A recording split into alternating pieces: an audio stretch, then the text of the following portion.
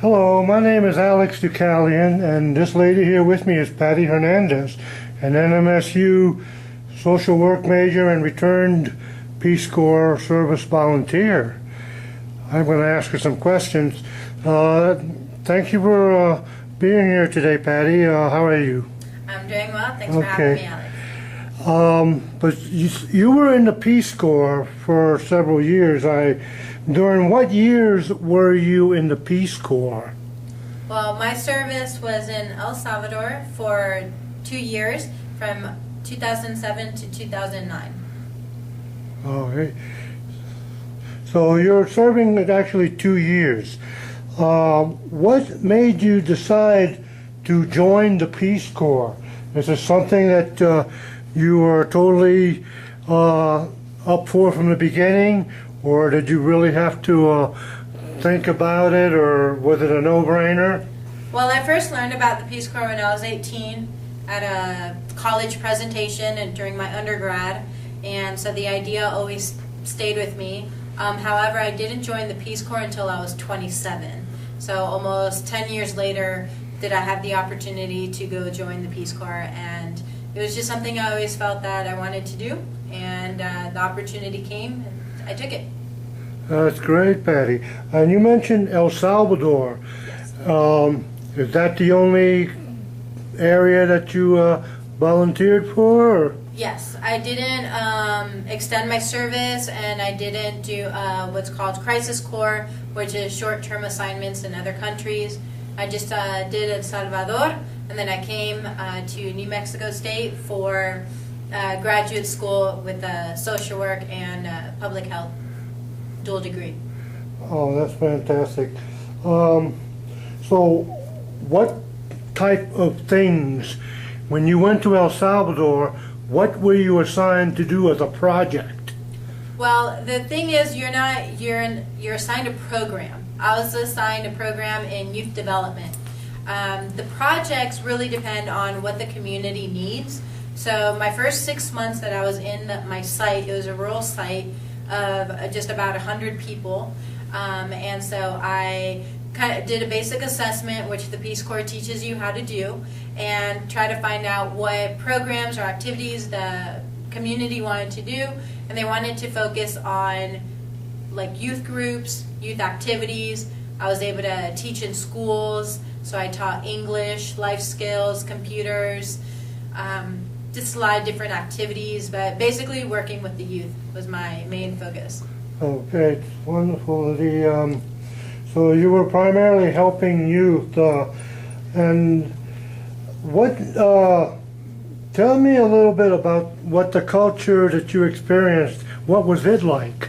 The culture in El Salvador.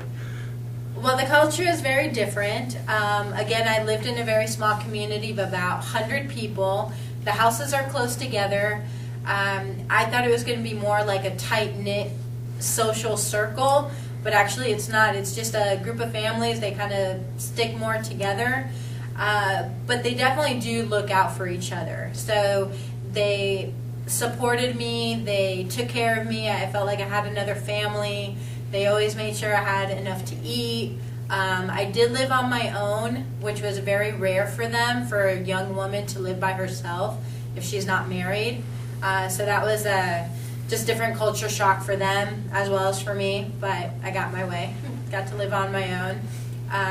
But I still have a good amount of friends still in El Salvador, and consider them family. Wow. And so you were really interested in joining the Peace Corps. When you went on the plane leaving America for El Salvador, what was going through your mind?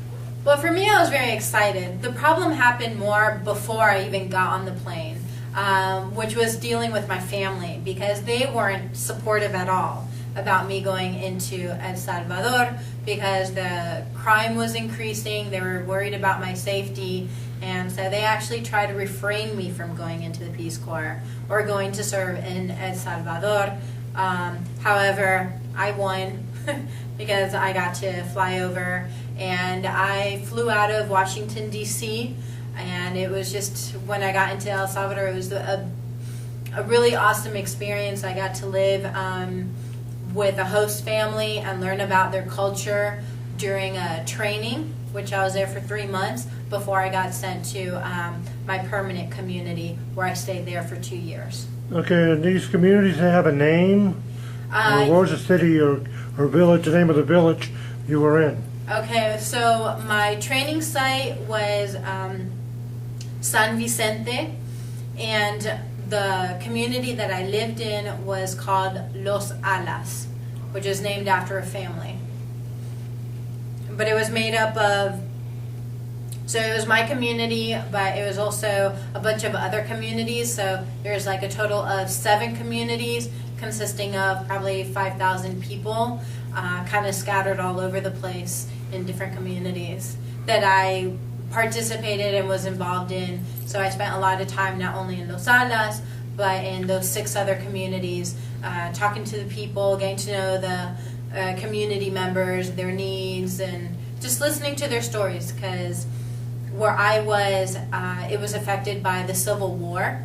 So I got to hear a lot of stories about what it was like during the Civil War and how it was reinstated as a community for the war veterans.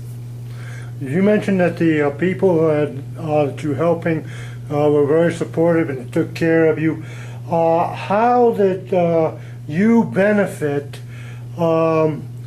personally and professionally from your service in the Peace Corps? Well, how I benefited personally was I pushed myself out of my comfort zone, because I was in a completely new country. I didn't know anybody, and I made the effort of getting to know everybody in my community and in the different villages. So by the time I left, I was kind of what they call a celebrity, because everybody knew who I was. My name is still talked about, and that's just something that you don't experience here in the U.S. Here it's kind of like people don't recognize you as much. Professionally, I've just learned a lot of skills, and I wanted to come back to school to improve those skills so I can continue helping rural communities in Latin America when I finish school. Okay, thanks, Patty. Is there anything else you would like to add? Well, for anybody who's interested in the Peace Corps, check out the website. There's a lot of great information. It's a great opportunity to learn about yourself, but most importantly, of another culture. And when you come back, there's a whole wonderful community of returned Peace Corps volunteers ready to support you in any way. Well, thank you, Patty.